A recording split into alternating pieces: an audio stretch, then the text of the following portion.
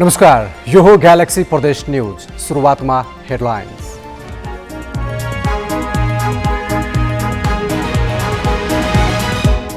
निजगढमा अन्तर्राष्ट्रिय विमानस्थल बनाउन सर्वोच्च अदालतको रोक।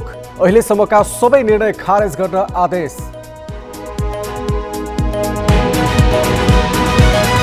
सुनसरीमा 5 वर्ष अघि आफू नै विद्यार्थीलाई बलात्कार गरेको आरोपमा तत्कालीन प्रिन्सिपल राजकुमार खड्का काठमाडौँमा पक्राउ। खड्कालाई सुनसरी पठाइयो। पेट्रोलियम पदार्थको मूल्य वृद्धि भए पनि ढुवानी भाडा वृद्धि नभएको भन्दै वीरगञ्जका व्यवसायी आन्दोलित। ढुवानी सेवा बन्द। र कैलालीमा नदीजन्य सामग्रीको अवैध उत्खनन तीव्र। वातावरणीय प्रभाव मूल्याङ्कनको व्यवस्था नियमनकारी निकाय मौन।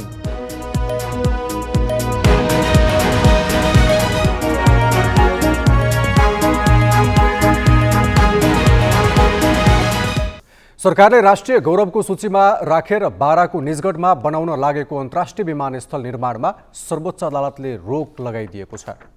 सर्वोच्च अदालतका 5 न्यायाधीश सम्मिलित बृहत पूर्ण इजलासले निजगढमा विमानस्थल बनाउन अहिलेसम्म गरिएका सबै निर्णय पनि बदर गरिदिएको छ।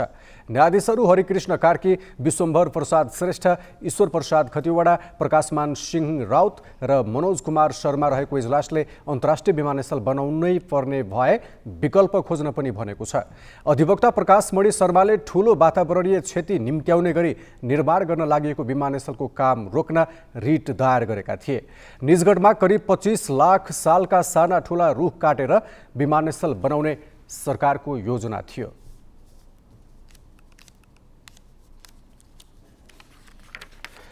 सुनसरी कोइठरी स्थित एक विद्यालयमा कक्षा 9 मा अध्ययनरत विद्यार्थीलाई 5 वर्ष अघि बलात्कार गरेको अभियोगमा तत्कालीन प्रिन्सिपल पक्राउ परेका छन्। तत्कालीन प्रिन्सिपल राजकुमार खड्कालाई प्रहरीको केन्द्रीय अनुसन्धान ब्युरो सीआईबीले पक्राउ गरेको हो। उनले एकजना विद्यार्थीलाई उपचारका लागि अस्पताल लैजाने बहानामा होटल लगेर बलात्कार गरेको उजुरी परेको छ। पक्राउ परेका खड्कालाई थप अनुसन्धानका लागि जिल्ला प्रहरी कार्यालय सुनसरी पठाइएको सीआईबीले जनाएको छ। काठमाडौँमा सौन्दर्य प्रतियोगिताको नाममा प्रतिस्पर्धीलाई बलात्कार गरेको घटना सार्वजनिक भएपछि इठरीको घटना पनि सामाजिक सञ्जाल मार्फत सार्वजनिक भएको थियो।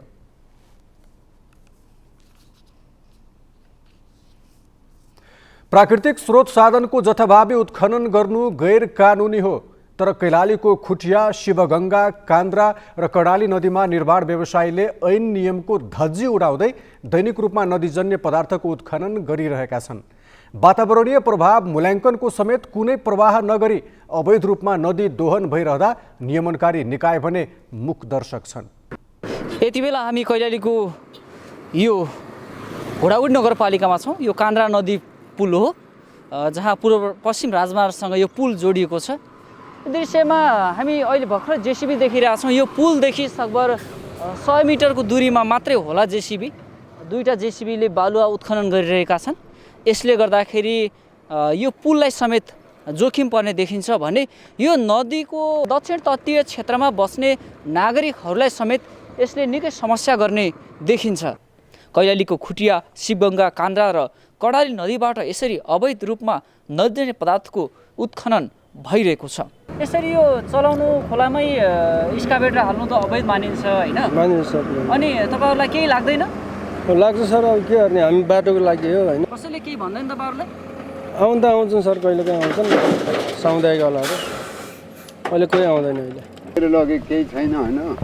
अब खनेर लानु खोजेको छ, जोतेर लगिरहेको छ भनेपछि त आफ्नै गाउँठाउँलाई क्षतिपूर्ति पुग्ने त हो। यहाँ गाउँघरको मान्छेहरू यस्तो नगरिदिनु भनेर भन्दैन नि ठेकदारहरूलाई? अब भन्छ, समिति पनि अब बस्या छ, राख्छन्। अब त्यो कतिखेर अब झुक्काइहाल्छ, पैसा पनि तिराछन् समितिले, हेर्नुहोस् तिर। उनीहरूले ऐन कानुनको धज्जी उडाउँदै अवैध रूपमा यसरी उत्खनन गरिरहँदा नियमनकारी निकाय भने मुखदर्शक मात्रै बनेको देखिन्छ। खासमा उसले पुलबाट छोड्न पर्ने दूरी र उसको डेप्थ कति हुने भन्ने चाहिँ हाम्रो मापदण्ड नै हुन्छ। त्यो मिचेको जस्तो मैले पनि फिलिङ गरेको छु। नदीजन्य पदार्थ बढी उत्खनन भइदिँदा के समस्या पर्छ भन्ने कुराको एउटा गतिलो उदाहरण पनि हो।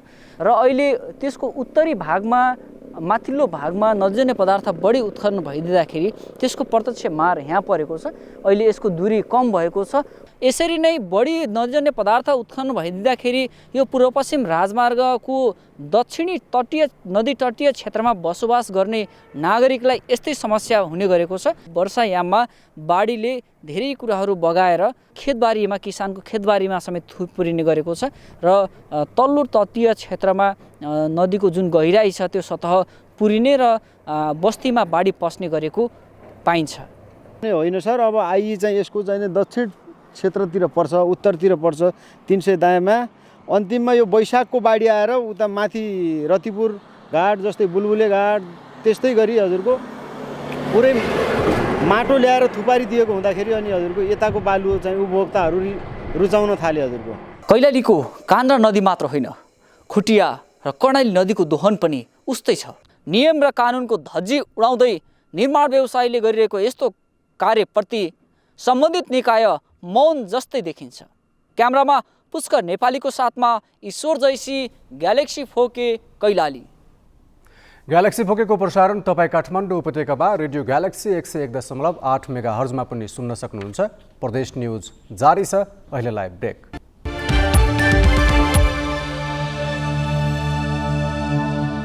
पुर्ख्यौली घर प्रदेश नम्बर 1 को ताप्लेजुङ, जन्मथलो भारतको देहरादून, कर्मथलो सुदूरपश्चिम प्रदेशको दोधारा चाँदनी। यी फरक फरक भौगोलिकताले चिनाएको एउटा नाम हो किशोर कुमार लिम्बू, जो हालै मात्र दोधारा चाँदनी नगरपालिकाको प्रमुखमा विजयी भएको छ। महाकाली पारीको नगरपालिका हो दोधारा चाँदनी, जहाँ लिम्बू समुदायका मानिस नगन्य मात्र भेटिन्छन्। भौगोलिकताका हिसाबले पनि निकै भिन्न। यही भिन्नता बीच उदाएका पात्र हुन् किशोर कुमार लिम्बू। पुर्ख्यौली घर ताप्लेजुङ भए पनि भारत हुँदै दोधारा चाँदनीसम्मको जीवन यात्रा तय गरेका लिम्बू नगरपालिका प्रमुखमा विजय हुँदा निकै हर्षित छन्। एकदमै हर्षित र जीवनमा मैले केही गरेर देखाएँ जस्तो मलाई लागेको छ। किनभने म खास गरेर पूर्वको भनेर चिनिएको मान्छे यहाँ आएर जनताको मन जित्न सफल भएर जनताले मलाई यो ठाउँमा पुर्याएको छ। त्यसैले म चाहिँ यहाँ त म चिनिए नै, यहाँ म यो ठाउँमा पुग्दाखेरि पूर्वसम्मका मान्छेहरूले पनि अलिकति हर्षित भएको अनुभव गरेको छ। त्यसकारण म अत्यन्तै हर्षित छु। यो एउटा सुखद संयोग हो। यो संयोगका लागि भौगोलिकता र जातीयता उनको व्यक्तित्वसँग पराजित भएको छ। उनलाई बुझेका र दोधारा चाँदनीलाई नजिकबाट चिनेका स्थानीय बुद्धिजीवी भौगोलिकता र जातीयताको सीमाभन्दा लिम्बूको व्यक्तित्व निकै माथि रहेको बताउँछन्। उनीहरूका अनुसार सुदूरपूर्वका मानिस सुदूरपश्चिमबाट राजनीतिमा उदाउन सक्नुको मुख्य कारण यही नै हो। यहाँका जनताले पनि त्यो अन्यत्र किसिमको विभेद र यो भौगोलिक जातीय किसिमको त्यो विभेद र त्यो भनौँ न त्यो किसिमको परम्परागत मान्यता भन्दा पनि माथि उठेर दोधारा चाँदनीको समग्र विकासका निमित्त एउटा समाजसेवी भावना भएको युवा, बौद्धिक र एउटा सरल व्यक्तित्व हुनुपर्छ भन्ने जुन चाहेको थियो र त्यही मान्यता अनुसार मलाई लाग्छ दोधारा चाँदनीका जनताले उहाँलाई स्थापित गरेका छन्। पछि उहाँले एउटा शैक्षिक क्षेत्रमा आफ्नो विद्यालय सञ्चालन गर्नुभयो। त्यसलाई पनि एउटा राम्रो प्रकारले नमुनाको रूपमा सञ्चालन गर्नुभयो। यो क्षेत्रमा भएका शैक्षिक समस्या लगायत सामाजिक क्षेत्रमा पनि उहाँले महत्त्वपूर्ण योगदान दिनुभएकाले यहाँको चाहिँ समुदायले अब पुर्ख्यौली घर जहाँ भए पनि उहाँको सुरुबाट नै मलाई त जन्म अलिक बाहिर भए पनि हुनसक्छ, मलाई त्यो ठ्याक्कै जन्मको थाहा भएन, तर बाल्यकालदेखि नै उहाँको जीवन यहीँ बित्यो र यहाँ नै उहाँले महत्त्वपूर्ण भूमिका यही समाजको लागि निभाएको हुनाले उहाँलाई यहाँको जनताले पत्याएको जस्तो मलाई लाग्दछ। 2028 सालमा देहरादूनमा जन्मिएका लिम्बू 2032 सालदेखि दोधारा चाँदनीमा बस्छन्। लिम्बूका आमा बुबा भने दोधारा चाँदनी छोडेर बिचमै ताप्लेजुङ फर्किए। केही समय अघि बुबा गुमाएका लिम्बूकी आमा ताप्लेजुङबाट बसाई सारेर झापा झरेकी छिन्। लिम्बूले विद्यार्थी जीवन काठमाडौँमा बिताए। स्नातकसम्मको अध्ययन काठमाडौँमा सके र दोधारा चाँदनी फर्किएर विद्यालय खोले। उनले अङ्ग्रेजीबाट MA सम्मको अध्ययन गरेका छन्। दोधारा चाँदनीको नेतृत्व गर्न पाउँदा लिम्बू जति खुसी छन्, लिम्बूलाई नेतृत्व सुम्पिन पाउँदा त्योभन्दा बढी खुसी छन् दोधारा चाँदनीवासी। ग्यालेक्सी फोकेका लागि कञ्चनपुरबाट ज्ञानेन्द्र महताको रिपोर्ट। पेट्रोलियम पदार्थको मूल्य वृद्धि भए पनि ढुवानी भाडा वृद्धि नभएको भन्दै वीरगञ्जका व्यवसायीले ढुवानी सेवा बन्द गरेका छन्। ढुवानी व्यवसायीलाई मूल्य वृद्धिको प्रत्यक्ष प्रभाव परेको तर राज्यले उचित निर्णय नगरेकाले सेवा बन्द गरिएको ढुवानी व्यवसायी सङ्घ वीरगञ्जले जनाएको छ। पेट्रोलियम पदार्थमा अत्यधिक मूल्य वृद्धि भए पनि ढुवानी भाडामा वृद्धि नभएकाले सबै प्रकारका ढुवानी सेवा बन्द गरिएको सङ्घका उपाध्यक्ष प्रवीण कुमार कर्णले बताए। सङ्घमा आबद्ध 46 ढुवानी व्यवसायीले खर्च अनुसारको ढुवानी भाडामा समायोजन गरिनुपर्ने माग राख्दै सेवा ठप्प पारेका हुन्। पेट्रोलियम पदार्थमा मूल्य वृद्धि भएसँगै ढुवानीमा पनि समय सापेक्ष मूल्य बढाउनुपर्ने व्यवसायीको माग छ। मुलुकै मुख्य नाका वीरगञ्जका ढुवानी व्यवसायीको आन्दोलनको असर देशैभर पर्ने देखिएको छ। जाजरकोटको सदरमुकाम रहेको भेरी नगरपालिकामा यस्ता गाउँलाई समेटिएको छ जहाँ सडक, खानेपानी, शिक्षा, सञ्चार, बिजुली लगायतका कुनै सुविधा छैनन्। ज्यामिरे, डिङ्गा, तिमिले, पातल कटेरी लगायत गाउँका 600 भन्दा बढी मानिस 2 घण्टा हिँडेर सदरमुकाम खलङ्गा बजारसम्मको यात्रा तय गर्छन् भने बिजुली बत्ती नहुँदा सल्लाको दियालोको भरमा रात बिताउन बाध्य छन्। परबाट हेर्दा भेरी नगरपालिकाका यी गाउँ जति सुन्दर देखिन्छन्, नजिकबाट निहाल्दा त्यति नै दुःखमा छन्। सदरमुकामकै नगरपालिका भित्रका गाउँ भएर पनि यहाँ खानेपानी, विद्युत, सञ्चार लगायतका कुनै सुविधा छैनन्। बिजुली बत्ती नहुँदा दियालोको भरमा रात गुजार्न उनीहरू बाध्य छन्। बत्ती नहुँदाखेरि त अब उनीहरूमा बसिराख्नु परिरहेको छौँ। अब पढाइ लेखाइमा बच्चा बच्चीहरूलाई पनि समस्या छ। अनि त्यसपछि घरमा अब ड्यालो बाल्ने, दाउरा बालेर घर पनि धुवा छ। यस्तै यस्तै समस्याहरू छन्। राजनीतिक दलका नेताहरूले चुनावको समयमा बत्ती, मोटर बाटो, खानेपानी सबै व्यवस्था गर्ने आश्वासन बाँड्छन्, तर चुनाव लगत्तै बिर्सिन्छन्। विगतदेखि नै यस्तै आश्वासन बाँड्दै आएका छन्। बत्ती दिन्छु भन्छन्, आउने बेला त भोट माग्दा ल म पुर्याइदिन्छु भन्छन्, बत्ती केही दिन सक्दैनन्। माथि सरकारले केही सेवा हुन्छ कि पनि हामी कति आशमा मालिक परिरहेको छौँ, हाम्रो आश पुरा हुन सकेन। स्थानीय जनप्रतिनिधिसँग पनि जनताको आवश्यकता पहिचान गरी काम गर्ने बनी बनाऊ जवाफ मात्र छ। विशेष समस्या बत्ती चाहिँ पूर्ण रूपमा सञ्चालन हुन सकेको छैन। अब गाडीका पोलहरू पनि अब ती पोलहरू कोही लत्किएका छन्, कोही तारहरू भुइँमै झुलिएका छन्। अब त्यसलाई चाहिँ अलिकति कसरी हुन्छ, जति सक्यो अब हामी लगायत अब सरकारवालाले अलिक छिटो जनता सामु चाहिँ बत्ती बाल्नु पर्छ भन्ने चाहिँ छ। पूर्वाधार बिना नै नगरपालिका घोषणा गरिएका र नगरपालिकामा समेटिएका देशका थुप्रै गाउँको अवस्था ज्यामिरे, डिङ्गा र तिमिले गाउँको जस्तै छ, जहाँका बासिन्दा नगरवासी भएर पनि विकासका सामान्य पूर्वाधारका लागि तडपिरहनु परेको छ। ग्यालेक्सी फोकेका लागि जाजरकोटबाट पदम केसीको रिपोर्ट। धनुषाको जनकपुर धाममा काङ्ग्रेस नेता विमलेन्द्र निधिको प्रमुख आतिथ्य रहेको कार्यक्रम बहिष्कृत भएको छ। उपमहानगरपालिकाका नवनिर्वाचित प्रमुख मनोज कुमार शाहले शपथ ग्रहण कार्यक्रममा नेता निधिलाई प्रमुख अतिथि बनाएपछि नेकपा एमाले लगायत अन्य दलबाट निर्वाचित जनप्रतिनिधिले कार्यक्रम बहिष्कार गरेका हुन्। नवनिर्वाचित जनप्रतिनिधिलाई शपथ गराउन काठमाडौँबाट जनकपुर धाम आएका पूर्व उपप्रधानमन्त्री निधिको कार्यक्रम एमालेबाट निर्वाचित वडाध्यक्ष र वडा सदस्यले बहिष्कार गरे। कुनै सार्वजनिक पदमा नरहेका व्यक्तिलाई प्रमुख अतिथि बनाएर उपमहानगरलाई काङ्ग्रेस कार्यकर्ताको अखाडा बनाउन खोजेको उनीहरूको आरोप छ। विमलजीलाई अतिथि बनाएर ल्याउनु भएको छ। विमलजी कुन पार्टीको कार्यकर्ता हो त्यो सबैलाई थाहा छ। हाम्रो मेयरमा जितेको उम्मेदवार कुन पार्टीबाट जितेको छ त्यो सबैलाई थाहा छ। विमलजी कुनै किसिमको न मन्त्री पदमा छ न सभासदमा छ। त्यसकारण हाम्रो पार्टी र हाम्रो सम्पूर्ण साथीको विचारले हामी उहाँ रहनुन्जेलसम्म हामी शपथ ग्रहणमा जाँदैनौँ। नेता निधिलाई स्वागत गर्न नवनिर्वाचित नगर प्रमुख शाह काङ्ग्रेस कार्यकर्ता लिएर विमानस्थल नै पुगेका थिए। सत्ता गठबन्धनको भागभण्डामा जसपाले प्रमुख पद पाएपछि शाह काङ्ग्रेसको नगर सभापति सहित साधारण सदस्यबाट समेत राजीनामा दिएर चुनाव लडेका थिए। ग्यालेक्सी प्रदेश न्यूज अझै जारी छ। अहिलेलाई पुनः ब्रेक।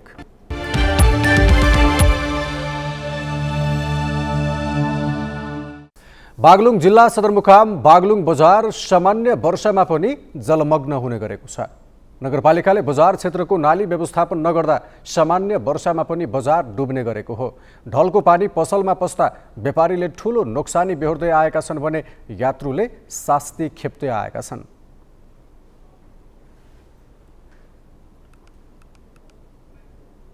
पानी चाहिँ बाटोमा हिँडेर जलमग्न भएको कारणले हाम्रो पसलमा पानी पसेर सामानहरू चाहिँ नष्ट गर्छ। न कुनै निकायले हाम्रो सामानको चाहिँ क्षतिपूर्ति दिने हुन्छ न केही हुन्छ। बाटोमा सामान्य गाडी हिँड्यो भने पनि थोरै पानी आउँदा पनि त्यो पानीको भेलभित्र पसेको हुन्छ। यो जुन निकायले जसरी भए पनि यो चाहिँ नालीको समस्या समाधान गरेर पानी बाटोमा हिँड्नु भएन। यहाँको नाली बनाउने तरिका अब इन्जिनियरिङ नै खराब सबैभन्दा। अब माथिभन्दा तलतिर बग्ने ठाउँमा अग्लो छ एउटा समस्या। अब प्रत्येक वर्ष सफा नगर्नु पनि अर्को समस्या।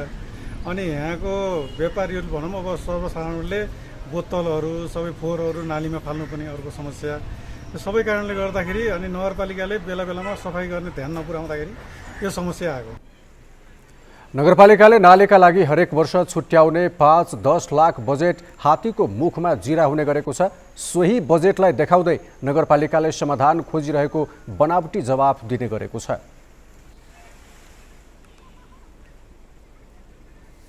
भूमिगत ढल निर्माणको लागि योजना अन्तिम चरणमा पुगिसकेको छ। त्यसको डिपिआर कार्य अन्तिम चरणमा पुगेको छ र निकट भविष्यमा नै यो निर्माणको लागि ठेक्का प्रक्रियामा जान्छ।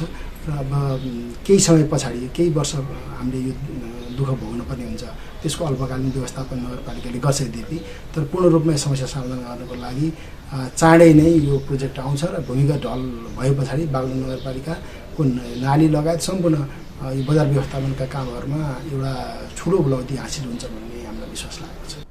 वर्षातको समयमा मात्रै होइन, हिउँदमा पनि अलि ठुलो पानी पर्यो कि लोकतान्त्रिक चौक, हल्लन चौक, गोदाम चौक, समीक्षालय चौक लगायतका ठाउँ जलमग्न हुन्छन्। तर समस्या समाधानको दीर्घकालीन पहल भइरहेको छैन। संघीयतासँगै गाउँमा सिंहदरबार पुगे पनि हुने खाने र पहुँचवालाले मात्रै सेवा सुविधा पाएका छन्। तर गरिब र विपन्न वर्ग कष्टमै छ। सरकारले उनीहरूलाई देख्न सकेकै छैन। उनीहरू सदरमुकाम सरकारसम्म पुग्न जानेकै छैनन्। यस्तै अप्ठ्यारो परिस्थितिबाट गुज्रिरहेको छ दैलेखको भैरवी गाउँपालिकामा पर्ने रावतकोट मेहल टाकुरामा एउटा सार्की परिवार।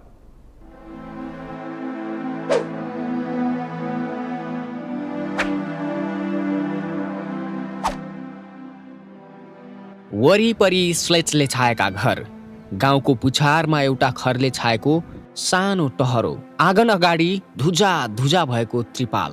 त्यही त्रिपाल मुनि रात बिताउँदै आएको छ गौरे सार्कीको 3 जनाको परिवार।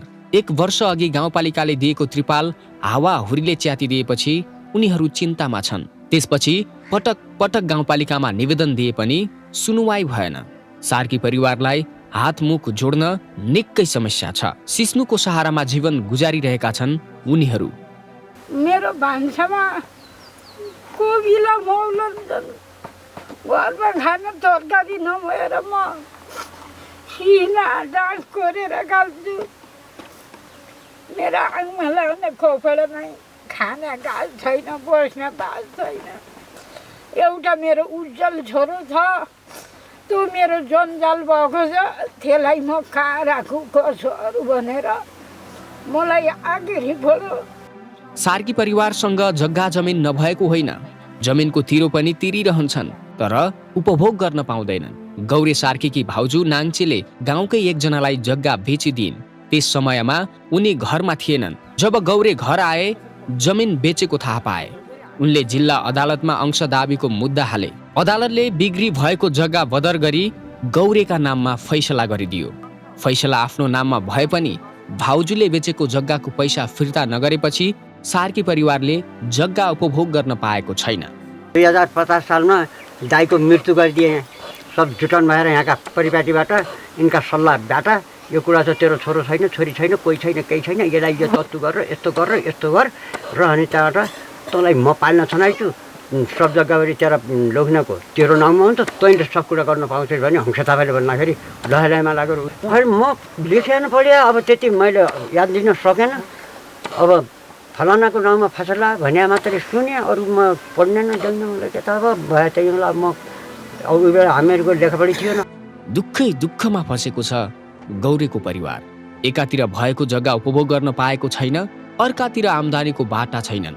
सरकारले सबै विपन्नलाई पाल्न त सक्दैन, तर रोजगार या स्वरोजगारका बाटाहरू खोजी गरिदिन सके गौरी सार्की जस्ता दुःखमा जेलिएकाहरूका लागि गाउँमा सिंहदरबारको नारा सार्थक हुने थियो कि? ग्यालेक्सी 4K का लागि दैलेखबाट भक्त बहादुर शाहीको रिपोर्ट। हामी ग्यालेक्सी प्रदेश न्युजको अन्त्यमा छौँ। जाँदा जाँदै हेडलाइन्स।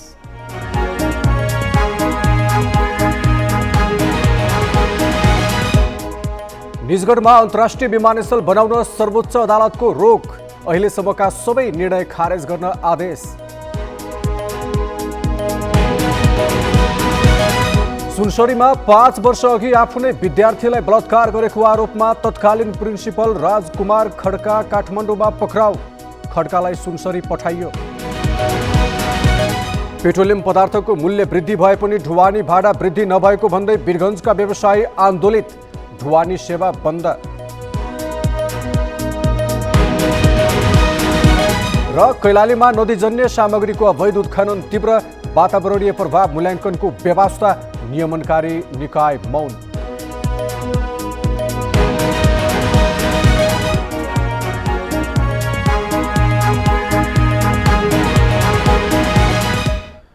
ग्यालेक्सी प्रदेश न्युज अहिलेलाई सकियो। राति 8 बजे ग्यालेक्सी न्युज आवर लिएर आउनेछौँ। नमस्ते।